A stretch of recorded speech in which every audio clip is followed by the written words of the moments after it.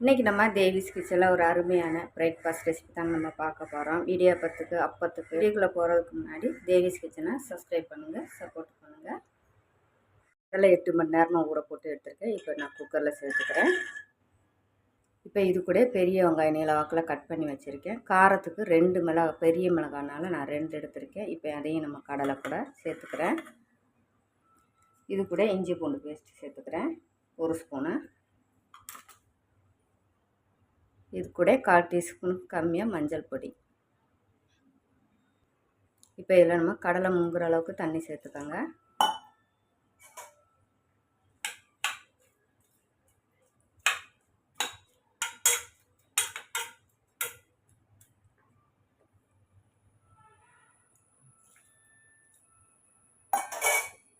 இப்போ stove on பண்ணி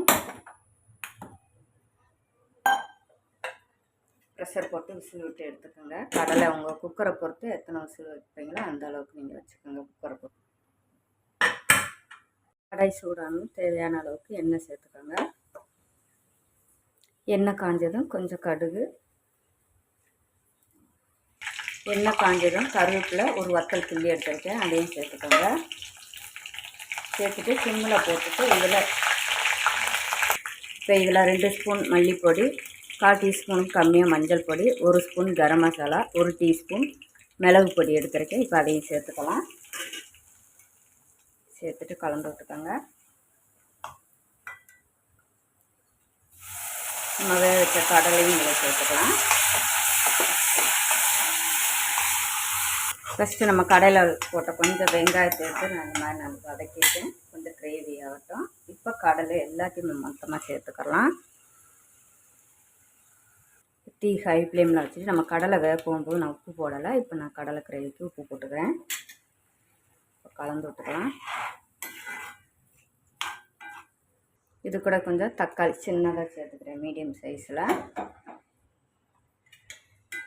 சேர்த்துட்டு கலந்து விட்டு இப்போ கடலைக்கு தேவையான அளவுக்கு உப்பும் சேர்த்தாச்சு. சேர்த்துட்டு ஒரு 2 நிமிஷம் ஏற்கனவே வெந்த கடலை 2 நிமிஷம் ஹை ஃப்ளேமில் போட்டு எடுத்துக்கலாம்.